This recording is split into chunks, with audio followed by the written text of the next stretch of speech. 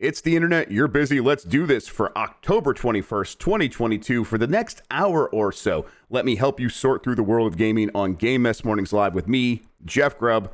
Today, consoles are still selling fast. Everyone just be cool about Mario Party 1 and 2 on Switch.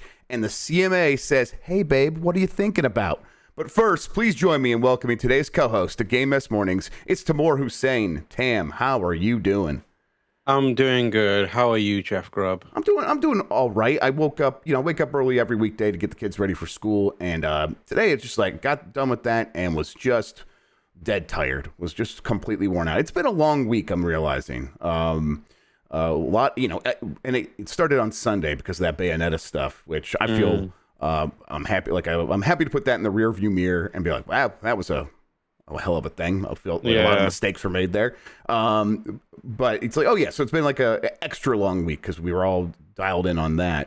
But yeah, I'm ready for the weekend, ready to take it easy. I want to like sit down and put some time into Sparks of Hope, something I haven't done yet. And I'm like, oh man, I keep looking for time to actually make that happen. But then I'm also, big games are coming out, getting review codes, and we're going to be busy and stuff. So it's a lot of games to play, and I'm going to try to take this weekend to do some of that. Yeah, I'm excited to sit down and play some games as well. Hopefully, I am, as I mentioned earlier, I am at the phase of being slightly sick where I can't look at screens for a long time. So we'll see how much gaming mileage I get out this weekend. But you know what? At the very least, I will be able to lay down. Yeah.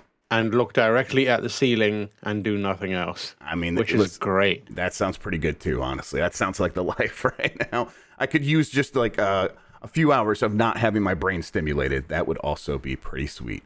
All right, let's get into the mess. Before we do that, let's explain what we do here. Each weekday, Jeff Grubb, will help piece your gaming life back together. That includes breaking news and maybe some of our own original reporting. For all these topics, I'll get the input of a bona fide expert who will make me look smart. If you are watching live on Twitch, hello Twitch. You can always listen to the show later on podcast feeds by searching for Game Mess Mornings or find the RSS on giantbomb.com. You can also catch the show later with chapters and timestamps on YouTube. Hello YouTube. Okay, we have a lot to get into, so let's start the morning mess with the September 2022 NPD report.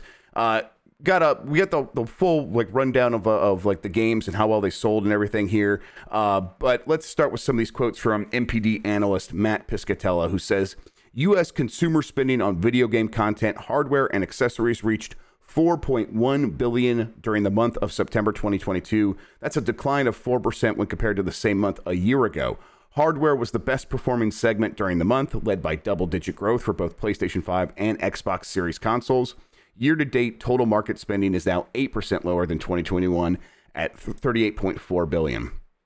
The story continues to be for video games. It is contracting somewhat from the inflated numbers that we got during the pandemic, but not by much. They are not missing those numbers by much. And again, if you were to compare these to 2020 and especially 2019, industry is way, way up compared to those years. So keeping some of the gains made from the pandemic, not all of them. $4.1 billion is a lot of money. And now that hardware is starting to get out there, people are buying a lot of that again. They're able to get their hands on PlayStation 5s and Xbox Series X, and that's working for them. Do you think that that down 8% year over year for the entire year so far, as we go into the holidays, do you think this holiday will be able to basically keep that even, or do you think that there's going to be some resurgence thanks to games like God of War or something along those lines, or does it contract even more?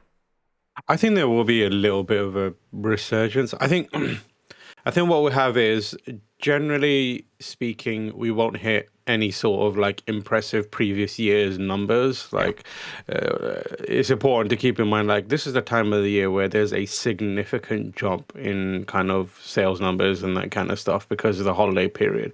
We're not at a stage where we can meet that again, just purely in terms of like spending habits have changed in the way that people like think about spending money, has like fundamentally changed. Availability of things is still not all the way there yet. It's going to take a little bit more time for us to get to a situation where people can think about be comfortable spending a lot of money, and then the actual goods that they want there being available in abundance for them to do that. But I do think that we're at a stage where there's enough major releases and just enough availability to give it a slight spike over previous years. So I think there'll be, especially like stuff like PlayStation, where there is a God of War available, there will be a little bump up, and I imagine like the same goes for the other consoles as well. The spending habits are changing a little bit for gamers as well. Matt points out that video game content spending fell 7% in the month of September when compared to the prior year, for a total of $3.4 billion.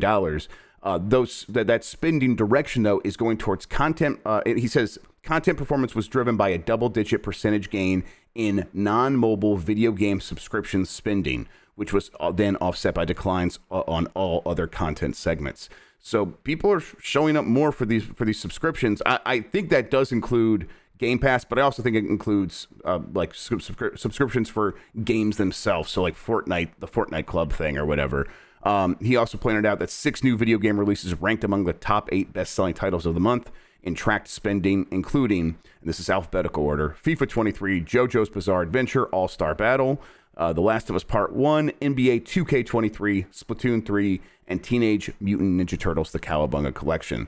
Those, yeah, like I said, that is most of the top 8. Obviously, FIFA 23 was the number one. These sports games come out, they hit, and they are massive successes. NBA 2K23 was also new. I think that just didn't have quite as much time on the charts. But that was number 3 behind Madden NFL 23.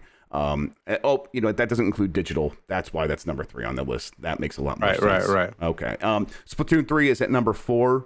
That also doesn't include digital, though, and then that outperformed The Last of Us Part 1, and then Teenage Mutant Ninja Turtles: The Cowabunga Collection comes in right after that. Surprising to me is Saints Row here is still number 7 after being number 2 last month. I was expecting a pretty hard drop-off after the critical reception. To me, this just says people are desperate for games to play on their new hardware, right? I mean, I guess so, but like, it's interesting that Saints Row is the game that they're going to. Like, is it still full price? I think so. Well, that's a good question. It probably got some discounts, but it's probably pretty close to full price. My guess here is just that it was significantly well marketed. It is a game that does feel new, and people have a lot of options, but you spent a lot of money on this hardware. You're waiting for the next big thing. In many cases, go back and play Elden Ring. Well, I played Elden Ring for 500 hours. I want what's next, and kind of Saints Row was the only option for the last 2 months for a little bit, until familiar stuff like FIFA and NBA came along. Yeah, and it is a open world game, I guess. Like, you could go back to GTA, but like, at this point, who hasn't owned or played GTA? I feel like even if you never bought a console before, somehow you've played GTA. And it does have that open world at first glance look. And we're a bunch of people that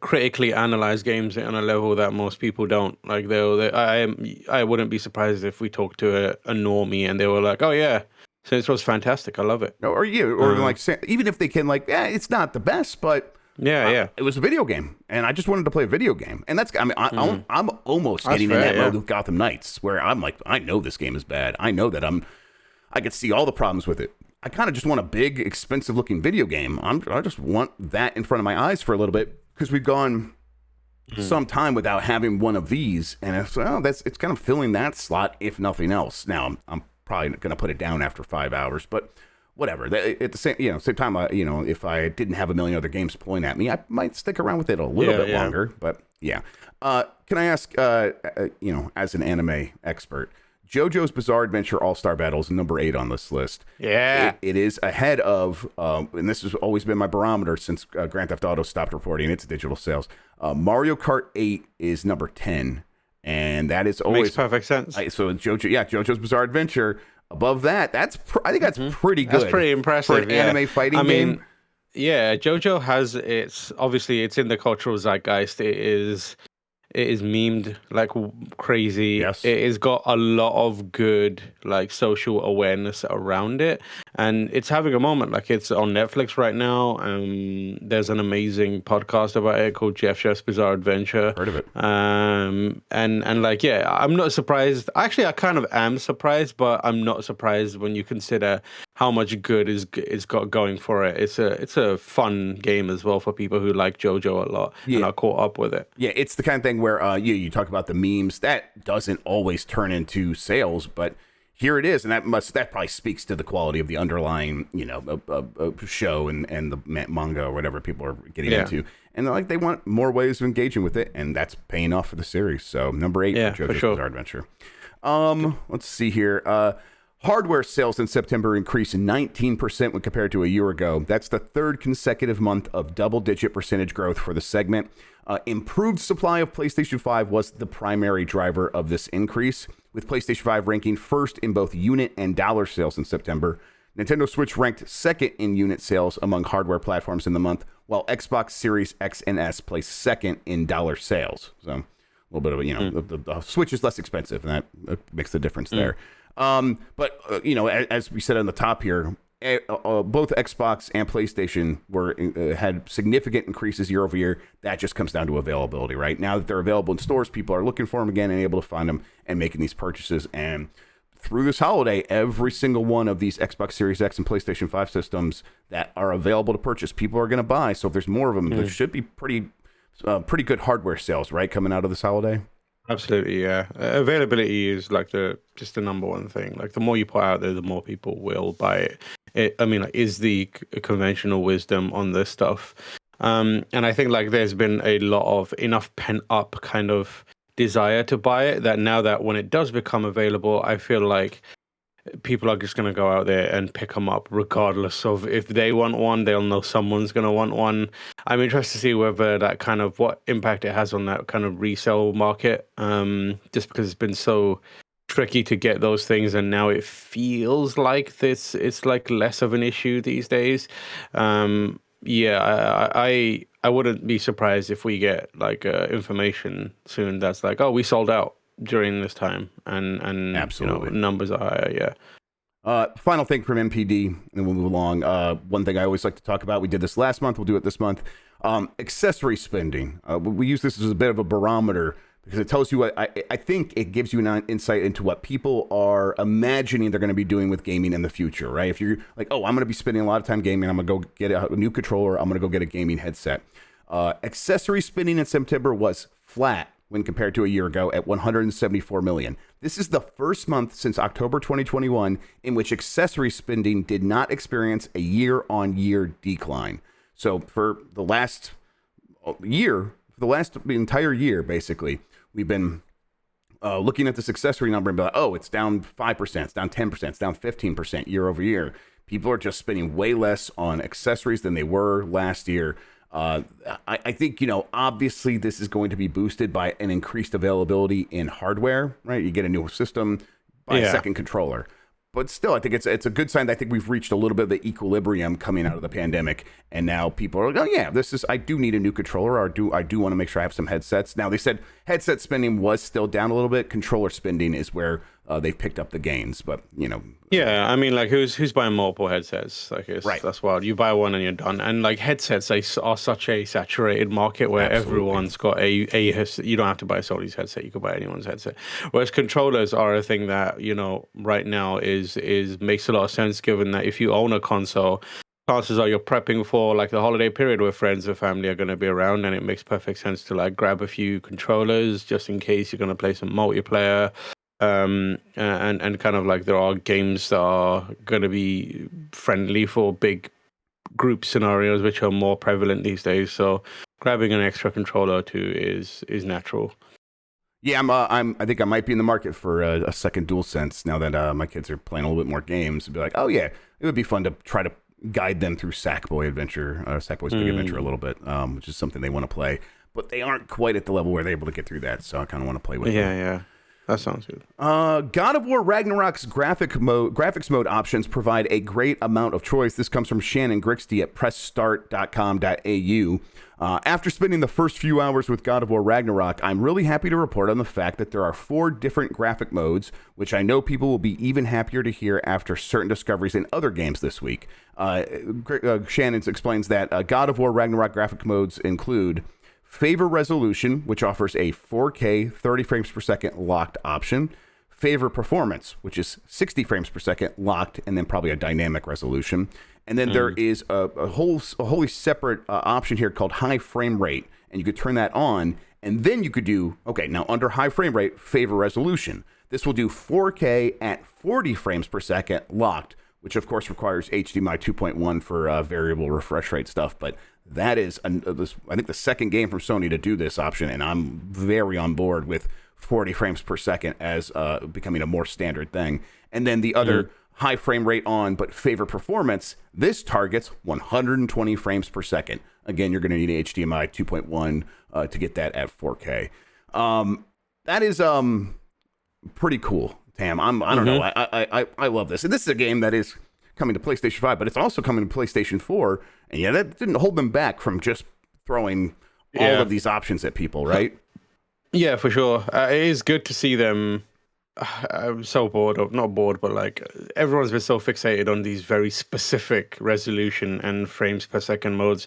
I feel like this is a good first step in just exploring what we can do in between and normalizing not fucking being obsessed with 60 frames per second, because like the 60 frames per second thing, it feels like cursed knowledge that gamers have discovered and now are obsessed with, and they just don't really understand the meaning of it, and they don't really understand the relevance of it, but they know that 60 frames equals good. So if not 60 frames, game is bad.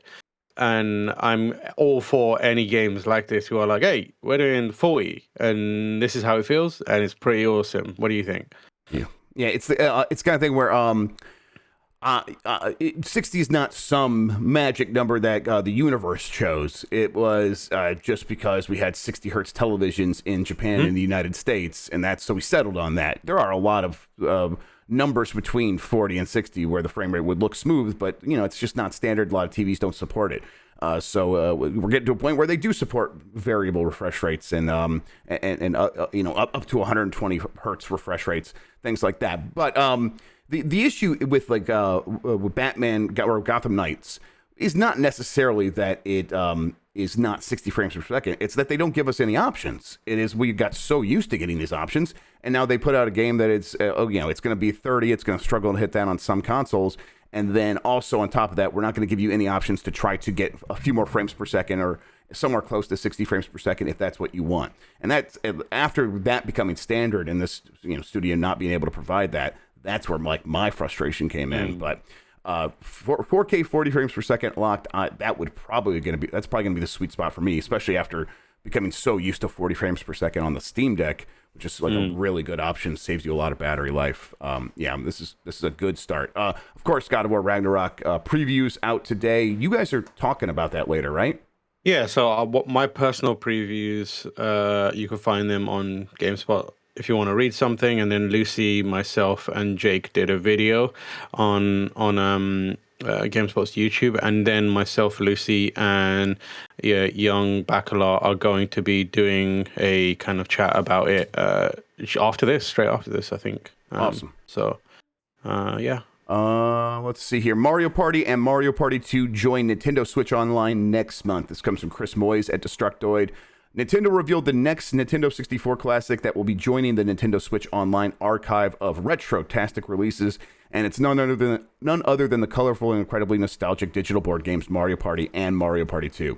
They will be dropping on November 2nd. Tam, this is the first time Nintendo is releasing 2 N64 games to Nintendo Switch Online in a single month. And they're releasing the two worst ones, and they're somehow. The two most offensive ones that they possibly could do. They didn't release the game in September, so maybe this is a make good. But yeah, this does feel like, okay, this is better than them doing Mario Party this month, then Mario Party 2 next month, and then at the month of that, Mario Party 3. That is just like elongating the suffering, right? Let's just rip off the Band-Aid. Give us all of them in 2 months, and let's just get this over with, right? Yeah, I think it's like let's give them the poison pill one time. They're not going to take it a second time. So here's 2 Mario Party games. Fuck your life. Mm-hmm. That's it. I am. Let's see here. Let me bring this up. I'm probably gonna find some way to play these games, I guess. Yeah, I feel like is this you that has highlighted the word Resident Evil event? Yeah. Oh no. I think that's our boy. That's not you. I think that's our boy Jan. Yeah. Oh, okay. Because like someone started highlighting the Mario Party story, and I was like, oh no, it's him. He's here. Is he here? Is he haunting us? Is he on here? No, it's either Jason or Jan getting the headlines to put into the overlay. Yeah. I mean, like, I'm glad this is out for weirdos that like Mario Party. I will not be playing Mario Party. Again, you mean? Because you just played it. Of course, you got your fill. I'm like on cooldown for Mario you've met Party. your quota, the giant bomb quota. You know what? I don't mind Mario Party. I do mind Mario Party that's 4 hours long. That's the problem with Mario Party. That might be and really, is that the part with Mario Party, or is that a problem with certain individuals? I mean, who could say? Who could say? It's true. I've not played Mario Party 2, honestly, so maybe that I should. I don't think I did either. I think I played Mario Party 1. I probably rented it, played with friends once, and I was like, I'm good. I don't need to do that again. So yeah. Now I work here, so. All right. Resident Evil event that happened yesterday. I not much to say about it because there wasn't a lot of news. There was a lot of updates about existing games. We got new trailers and details about Resident Evil 4 Remake, RE Verse, and Resident Evil Village Gold Edition. Everything looked pretty good, though, right? Did you get a chance to look at this? I played Resident Evil 4. Well, what do you think? That's right. You did a preview for this. I played this game. Okay. Yeah, it's so. I'm happy with what I played. Very, very confident in what I played. It looks pretty much exactly what you saw and felt. It was like, it looks amazing. They seem like they know exactly what they're doing. I think they know exactly what they shouldn't do and where they know where they can expand a bit and like amp up different parts of it. And they're coming at it from a very intelligent standpoint. This feels like what they did with Resident Evil 2 Remake, where Resident Evil 2 Remake, in my mind, is one of the greatest games ever made. Not just remake, but it took the original game and like elevated it in so many ways. It feels like they're doing the same here. I played the opening segment right up to the bell where everyone leaves. Yes. Yeah. Where's everyone going? Bingo. Yep, that line is in it. Fantastic, wonderful. It's interesting. The new things are like, it feels like they've, for example, the first encounter with a Granados in that little hut is a little bit different. You have an expectation of how it's going to play out when you go in there, and they mess with you a little bit. That is no longer just a kind of little hut that you walk in and out of. It's an area to explore. Which means like they get it, where they get like where they can add a bit. You can like go downstairs in the hut and look around, and you find like a picture of Ashley there. So you make the connection between the Granados and the Ashley and like that kind of stuff. They introduced Krauser earlier in the game via a cutscene. So like they show like Leon's journey from Raccoon City to being the president's, kind of like disposable rescue person to find his daughter. And it's like this like montage where you see Leon joining like an elite team of people who are being trained up. And that's pretty cool. I like that. And the person that is training them is Krauser. So when he shows up later in the game, it's not weird that this weird red-hatted guy is just there, and they seem to have a history that you don't really know about. So like there's expansions like that. They introduce stealth, which is a weird thing that I didn't expect. Do you know how? Like, did you get a chance to play with it? How's it feel? Yeah, so it doesn't at that stage in that scenario. It felt like it was mainly obviously because that part of the game needs to eventually culminate in a set piece. So Right. there's only so far your stealth can get you. So I used it to kind of skirt around the edges of that main village area and pick off the stragglers. So there wasn't as much. So I had a little more like space to run around when it all kicked off. So that was good. I could just like walk up behind people and quietly take them out, and the other Ganados, as long as they weren't too close, wouldn't know what I'm up to. Eventually, though, it did funnel me into a situation where I had to get caught, and that's when it all pops off. I would be interested to see how that factors in later. I personally believe the stealth is going to be way more of a factor in Salazar's castle, which I also believe will be redone in a more significant way. I think we've seen some images so far that show that parts that what look like that castle, and they look very different. Yeah. I think they're smart enough to know that this part of the game is kind of a drag, so let's mess with it and try and improve it. Way less memorable too in terms of the setting, at least. So there's a lot more. You can get away with a lot more in that part of the game. Yeah. So everything is looking good, man. Like I'm very, very confident in it. Which is exciting. Yes. Yeah. I'm a big Resident Evil 4 fan, so it's nice to hear that it's coming together. Glad you got the chance to try it out. But what does this mean for Resident Evil Code Veronica remake? Is that ever going to happen? Well, they say basically they were asked this in an interview from noisypixel.net.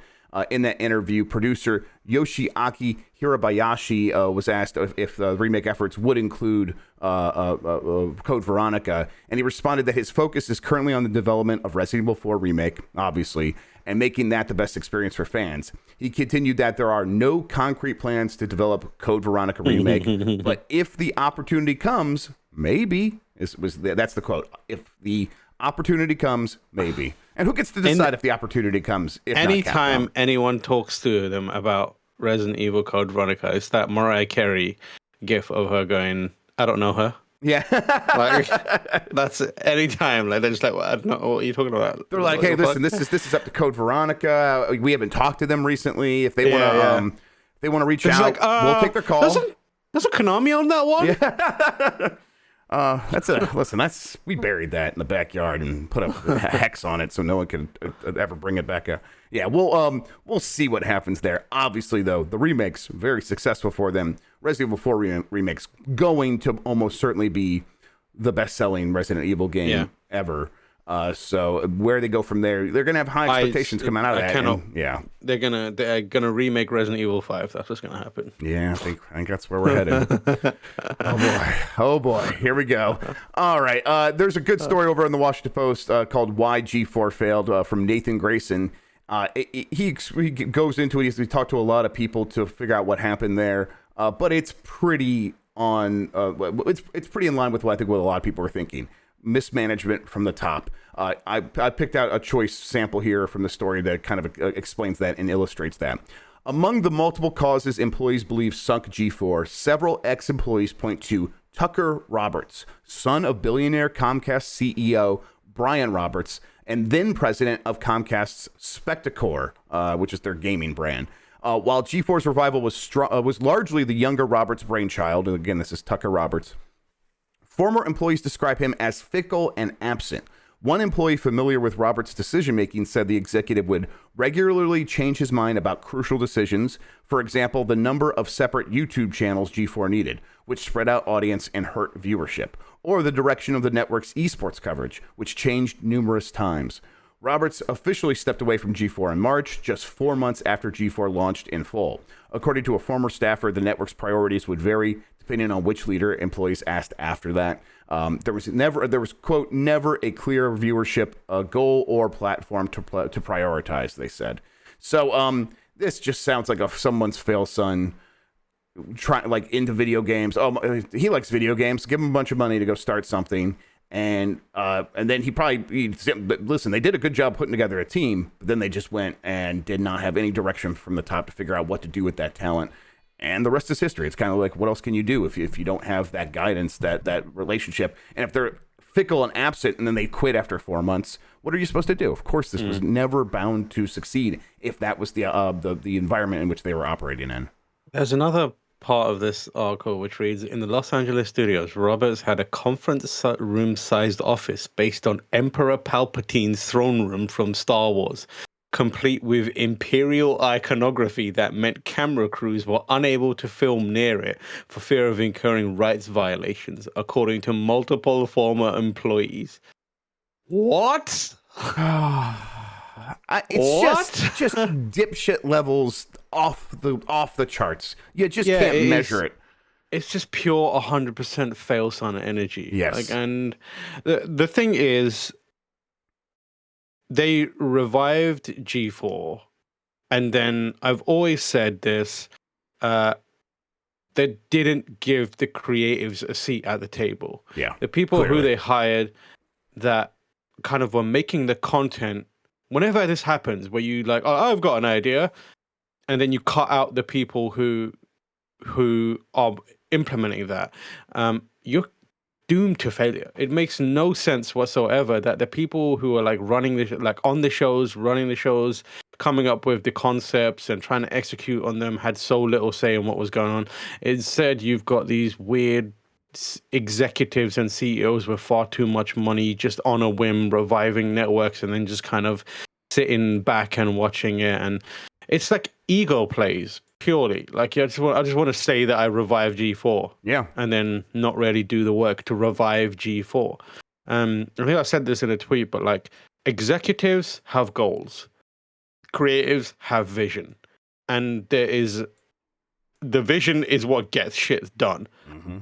And like this, I mean, man, it's another L for people named Tucker. Yeah, but like, they fucking just keep taking them. Yeah, but like, as a billionaire son of a Comcast CEO, just rocking up and doing fucking, nothing while everyone else's jobs are hanging in the balance and eventually cut. It's fucking awful, man. Like, it's just like playing with people's lives. Exactly. It is. What isn't immoral under our system, but yeah, it's just like this immoral and callous way of just treating people's lives like playthings. Like, oh yeah, I remember I used to watch G4 when I was just a little tyke, and now I want to go bang my G4 action figures together on TV, and I'm a billionaire, so I could do this and hire a bunch of people and make them move their entire lives around my whims, and then I'm gonna quit after 4 months. Get fucked. Go fuck yourself. And like, not reviving something on the scale of G4 without a clear viewership goal or like platform prioritization is insane. It's wild. Like, how does that even happen? Mm-hmm. Like, how does no one at any point before it all kicks off go, so what are the goals here? How are you going to achieve these goals? Like, break it down. And instead, you've just got dinguses with too much money just reviving this thing and then going, all right, see you later. And the vision was there. And so, I mean, honestly, there was a lot of effort on the business side. This thing was on cable. It was like they had cable carriage fees that could have probably paid a decent amount of people a lot of money. And they just were like, well, we're going to, all that stuff we'll figure out later. We're going to pay a lot of people way too much money, especially like these daily fees. And then everything will just magically work out, and that magic thinking never worked. Also, you're the son of the Comcast CEO. How are you fucking this up? Yep. Like, you have got a cheat code to success. Like, Comcast CEO, a cable television provider, like, you can't figure out a way of making this thing a success. And that implies, like, there wasn't a desire to make it a success. There wasn't a desire to put in the work to make it a success. It was a vanity play for him. Yes. And for a lot of the senior executives who likely promised a lot but didn't think about what it would take to deliver it. And I bet you if you spoke to any of the people who were doing the creative stuff in there, they could have easily come up, and they probably did come up with the best way to make some sort of success out of this stuff, both online and on cable. Like, the names that they had there, Golden Boy and like Completionist and various other people, not idiots, clever people, very people who have creative, succeeded multiple times on multiple forums. Yes, multiple forums. And for this to happen with that pool of talent, just makes it abundantly clear that that pool of talent wasn't leveraged and was not given the space to have an input and wasn't given the opportunity to chart a path for their own destiny when it came to G4. They were there kind of as fodder, which is really sucks because most of those people came on board because of a love for that brand and for a desire to restore it to its former glory and even create a new kind of, legacy for that brand and that channel, and they just weren't given it. And it's just the executives taking the passion of people and just leveraging it for their own gain and just destroying their people's lives in the process. And honestly, like, it's heartbreaking. It's awful. 100% agreed. Meanwhile, here's the pivot. Sony is destroying people's lives in a completely different way by tweeting about Bloodborne and then deleting the tweets. Executives playing with people's lives and destroying them in the process. Exactly. All right, let me go over here a little bit what happened, and I'm going to have you explain what exactly happened. Any day, another ill-advised tweet. Though this one is incredibly tame compared to some things that we've seen these past few years. Sony threw out a rather harmless tweet asking people to identify an obvious Bloodborne cover, and that was apparently it. After a riotous response, Sony deleted that tweet. Let me bring this up real quick so people can see what this is. Someone captured it and posted here, and it's from at Sony too. It's not from at PlayStation. It is some fucking boomer on the social feed just being like, PlayStation video game. I'm just gonna take this corner. It's probably gonna be fine. Oh man! And then like PlayStation, just the whole PlayStation department. I bet you if it was in one building, you could just hear like a come from one corner of the building. What are you doing? Stop it! Oh man! So yeah, this is obviously the Bloodborne cover. And yeah, they deleted the game was trending. Of course it was. Of course it would if Sony tweeted anything about Bloodborne. But yes, this is not really indicative of anything other than Sony just blindly Mr. Magooing their way into another situation here. It is like, it is so evident that whoever did that on the Sony side did not know that they were playing with fire. They did not know what they were about to unleash. They thought it would be a nice little social post that will get some viral traction, a little bit of interaction. They had no idea that they were just like a legion of foaming at the mouth people just waiting for any semblance that something is going to happen with this video game that they adore. And the moment they put it out, obviously people aren't going to step back and go, it's the Sony account. It's very out of touch in terms of like trying to get interactions. Surely this is a mistake. Instead, people were just like, yes, it's happening. Finally, Bloodborne is coming back. PC. You don't do it on Twitter is the worst place to do it too, because like that it's where you're not sitting on Twitter if you are in a place where you're not thinking about your anxieties and you're not thinking about all the things that you need because your body just has insane cravings that are never satisfied. No, you're on Twitter because you are dealing with those problems in your psyche. And so when the thing comes along that's like, oh my God, I'm being fed finally, there was no way a rational reaction was ever going to come from that. So yeah, I come to Twitter to shit post. I do not need to be cyclically attacked by brands. Exactly. Okay, that's what I'm saying. Don't. When I come to Twitter, don't hurt my brain. Don't hurt my heart. And don't hurt my soul. It is, and that's very exactly funny what they did with this. So they deleted. Like someone had that pick up that phone, call it like, listen, just fucking delete it. Someone walked from a PlayStation. Someone walked into that part of the building with a gun and was like, "Delete that now! Do it now! I'll do it. I'm serious. I have to. I have no choice. You've left me no choice. Delete it. I will shoot all your computers if you don't do this." All right.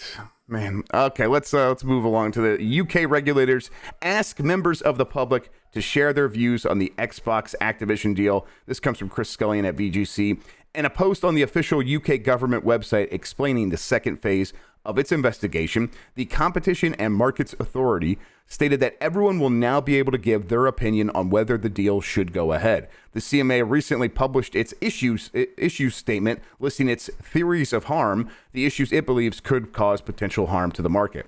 According to its process, once the issue statement is published and the next step is open to the issues, then the next step is to open up the issue to the public. So this is not them just like being like, hey man, we don't fucking know. You guys figure this out. It is part of their process. Still, if there was a time maybe to be like, well, we don't need to hear what the public has to say, it might be this one, because it's just going to be a bunch. Who's going to pick up their phone or write an email except for the biggest weirdos on the internet, the biggest fanboy weirdos on the internet? This is going to be I would like to see what some of those emails looked like, actually. What phase is this in? This is the second phase. So the first phase was... okay, gotcha. Right. So this is phase 2 is where Phil Spencer introduces Falcon, Ant-Man and Wasp, and Scarlet Witch to the Game Pass, right? That's right. And then, Ant-Man jumps into Jim Ryan's butt and then expands. Okay. So that's how he kills him, yes. And we learn more about the Infinity first part. Exactly. Where, gotcha. He gets the gemstone and, right. I'll do it myself. Okay. Right, exactly. We'll see if this actually. My guess is that they do this because of like, hey, we represent the people. It's a public government, so we'll take your ideas into account. And I bet very few of these emails or whatever actually ever get read. No, the UK is currently busy watching a lettuce outlast prime ministers. So I don't think anyone gives a shit about fucking Xbox Activision deals. But it's so weird. Like we constantly, there's a lot of like PR work being done around this Activision Microsoft Xbox deal, because like I've frequently, more than ever, keep seeing emails that are like, hey, these people are saying it's great, they're very excited about it, and I'm just like, are they? That's weird. But I feel like it's only a matter of time. Like there's none of this matters. Like I don't think if a bunch of people from the public are like, we don't like this, they're gonna be like, well, the UK public are not happy with this, so let's figure this stuff out. It's just like doing due diligence to show that they can step up later and be like, hey, we asked everyone and everyone's very cool about this, so it's fine. Yeah, I think the UK government found out about don't read the comments. So here we go. Yeah. Sims and SimCity creator Will Wright is making a blockchain game. No one fucking cares, Will Wright. Shut the fuck up. From Chris Scullion at VGC. You made good games. Just stop. In an interview with Axios, Wright explained that the new project, which is called Voxverse, is a virtual world set on a giant cube where players will be able to own land, create attractions, and mine for resources. It uses shit. It uses NFTs from a crypto gaming company, Gala Games, which has spent over $25 million funding the project. Vox characters will include licensed characters from IPs like, now wait for it, DreamWorks Trolls and AMC's The Walking Dead, and you can use them in the game. I mean, listen, up until this point, well, here, let's explain. Let's let him explain himself. So, Will Wright said that he is adamant Will Wright said that he wants some money. He did say that. He actually definitely says that here. Let's see. He's adamant that he doesn't really want to be in the business of selling NFTs. He told Axios that his interest in blockchain is more in allowing secure transactions between players. According to Wright, he sees Voxverse including 3 types of players: a small number of rich players buying plots with crypto. Oh, great. A middle group of players who will be commissioned by the landowners to make items and earn a share of the sale proceeds. Gross. And a mass of free-to-play players. And he goes on to say, like, oh, we're not making this game for the whales, although it'd be nice to have a lot of whales. So, yes, he said, pay me. Fuck you, pay me. And listen, no one's ever been able to make a game where you could play as characters from other IP. That doesn't exist. There's no such thing as a secure, like Valve hasn't made something where people can trade items among players securely, and not only the securely, but then also with customer support, which does not exist on the blockchain. That is impossible. You can't do it. So obviously, Will Wright's only choice was to go to This one company that clearly was like, hey, we'll give you $25 million to make whatever bullshit you want. Yeah, this fucking sucks. Why? Yeah, it's just like, why? What the fuck, man? I mean, Like, to put it in like maybe grim terms, we're only on this earth for so long. Will Wright has made some really cool things. And yeah, he's a talented, creative. He's a genius. He's a genius, and there's only so many more years where we're going to get chances to get something from this awesome creator. Yeah, this feels like a wasted effort that will go nowhere and will likely backfire and might even like burn him out on making games. Like maybe he's burnt out in other ways. Who knows? I'm not going to speak to that. But like, right now, this is a waste of time. I know that much. This is not going to do anything. Yeah, it's exactly what you said. Is exactly what I'm thinking. Like Will Wright, like I said, a literal genius, a game design like god when it comes to like making video games for people. Incredible. Like, give us something meaningful. Like, like Spore failed wasn't great, but like, what an idea that was. Absolutely. Like, that was phenomenal as an idea. I'm glad you tried. I would rather see Will Wright try and fail to do something interesting in the gaming space than like shit away his creative energy on this thing that is designed for morons to like feed this insane economy of weirdness, and like everyone else just watches it slowly crash and burn while dickheads spend a crazy amount of some money in it. The idea that the sales pitch for this game is the fundamental issue that I have with blockchain, that you are going to bring in landlords and that they're going to be ones who control the game, and everyone inside the game needs to work for these landlords. Are you fucking kidding me? I play games to avoid. I don't ever want to see a landlord ever again in my life. I definitely don't want to go play a game where they're in charge. Are you insane? Stop this. This is a bad idea. There are so many better ways of playing around with economic concepts inside of video games where people can express ideas of how to interact with each other by creating their own businesses inside a game. I've done it inside Eco. It's one of my favorite games of all time, specifically because of that. And no one was like using real money, and yet it's still was 100% an economic simulator. So if you want to play around with this, fucking do something else, not this. Every time I read the description, it gets more and more ridiculous. Where it's like, this is a game where Will Wright is like, I'm going to create a digital exploitable working class. Yeah. How do you feel about that? Yeah. So what are you talking about, man? We're trying to escape that hell in real life. Yes. What the fuck are you doing? Why? Will Wright, what's going on? Are you okay? Do you need help? Christ, man. Christ. Okay. All right. Hopefully it never comes out. Kerbal Space Program 2 is getting an early access release. This just got announced right before we started. They said, hey, Kerbonauts, we're excited to announce that Kerbal Space Program 2 will be releasing in early access on February 24th, 2023 for an introductory price of $50. This game will be available on PC only during early access on the KSP website, Steam, and the Epic Games Store. I am glad that they're going with early access again. That's the right choice for a game like this. Let it be made alongside the community. It worked. I mean, Kerbal Space Program is one of the first games to really suss out what early access could be. I remember I bought that game not even from Steam. I bought it from the Kerbal Space website in early access. It was one of the only games I've ever done that with. So it's it worked really well. They figured out how that concept.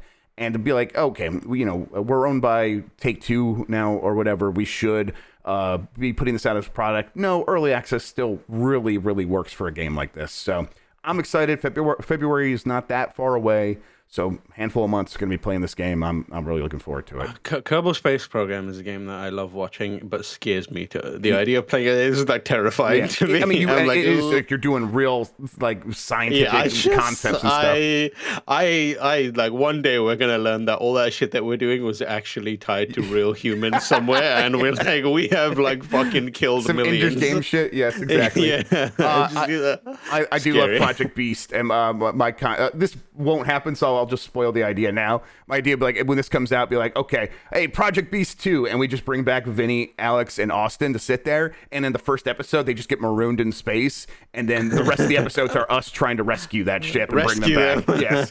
I'm like, we could probably just, you could all be on in it. Maybe we could actually still pull that off. I would be, you know what, Grubb, I would love to do a Kerbal thing with you. As someone who's terrified of the idea of playing Kerbal, and you who's trying to give it a good crack. Hell yes. Let's do it. That would be real fun. That would be real fun. All right. That can we call it Kerbal Space Program? Yeah, yes, wonderful. I love it. I hope we could. I hope the Kerbalites have their more customization. Grubbal Space Program. Yeah, yes, I love it. That's there you go. Fantastic stuff. All right, let's go ahead and get to the poll question from yesterday. Let me bring that up. Here we go. Now that you've seen it, what grade would you give the Silent Hill event? A, B, C, and I'm supposed to say D or lower, but typos happen. 41.6%, the highest, gave it a B. That's a pretty high rating, I think, for a Silent Hill event. Then 26.7% gave it a C. 16% gave it a D or lower, and then 15.8% gave it an A. So there's a lot of people there. The high part of the curve, not quite the highest, but I think that they need to do the proof in the pudding now. Like, they've shown these games. People are still not sure about the way they look, but if they execute and they come out and they're fun and they are anywhere near like Resident Evil remake quality, I think people are going to be very happy, right? I'm just laughing at do or lower. Oh, sorry, what? Oh, do or lower? Do or yes. No, yeah. I tweeted that, and I didn't look at it, and then I just saw several people be like, "Yeah, do or lower. That's what I'm going to do." I'm like, "What are you?" I'm like, "Oh fuck, a typo." Well, of course I did. Of course I did. I do give it a do for sure. Yeah, I gave it a B. Yeah, I'm like a B. You know what? As someone who's not huge in Silent Hill, but really enjoyed PT. I think it's got to be kind of a B- because nothing there was even on the level of what PT was. But it's not so far off that I can't imagine a world where this stuff doesn't deliver once it actually comes out as something that it could be that good. But I was way more excited about PT than I was for any of this stuff. So B-. I'm gonna say something controversial. Please. It's time to let PT go. Oh, you're right. Absolutely. This industry's obsession with PT is insane. It was it was absolutely fine. It was an interesting idea. Oh yeah, but we've turned it into this thing, which is we need to find the Ark of the Covenant.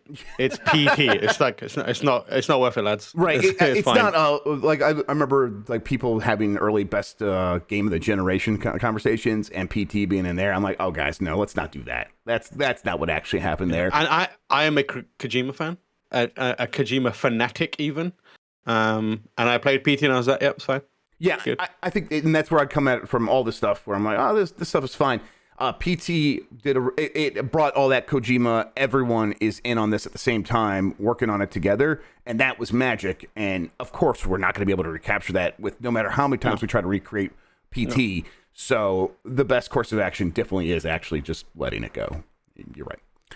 Yeah. All right, let's do the poll for tomorrow. Let's see, where did I put here? All right. I realized that we are just mere. Let me check the gamer browser real quick, everybody. And everyone's checking here along with me. The gamer browser. We're here in the gamer browser. That's way too far in the future. Let's go back here until we see our boy Sonic Frontiers is November 8th. Weeks away. So I have to ask everybody. Get over here. Are you spiritually prepared for Sonic 06? Game Mess Mornings. Yes or no? Those are your only two options. No, you got to do yes, no, do or lower. Fantastic. We'll answer this on Monday. In the meantime, Sam, we talked about it a little bit. You mentioned that you guys are going to go right in after this and talk about God of War Ragnarok. People should stick around here, right? You are really going right into it. Yeah, we're gonna go into it as soon as we can. I'm gonna be listening. I imagine there might be some. There's a chance there might be a slight delay. Yeah, of course. Are you? Give me a small preview. It's pretty good, right? It's so far so good, man. So far so good. Cool. Too big to fail is what I'd say. Fantastic. But yeah, I am. Yeah, I'm enjoying what I've played so far. Did I do Sonic 06? God damn me in my fucking stupid brain. All right, you know what? I do want to fix that. But we'll keep doing. We'll do her lower. I'll fix it here in a second, everybody. In the meantime, Tam, anything else happening? Anything else you want to? We're going to be playing. What do you call it? Overwatch on UPF as well. So stick around for that. Yes, we'll be doing that today. It's going to be a good old time. I practiced last night. Oh, yeah, played a little bit. I'm still not ready to try any new characters. That's still too scary to me. But I did get some practice in. I'm like, oh yeah, I could still play this game. I used to play it a lot, but yeah, let's see. All right, I'm going to delete that. I'll come back. All right, everybody. Thanks for watching. Tam, thank you so much for hanging out with me. Thank you for having me on. Absolutely. It's been a while since I've been on. I thoroughly enjoyed it. Yeah, I really appreciate when you can. I know you're busy a lot of the time, and you came on today even though you're not feeling well, so seriously, thank you so much. Everybody, thank you for watching. You're the best audience in gaming. Until next time, have a good one. Take care of yourself, and goodbye. Bye.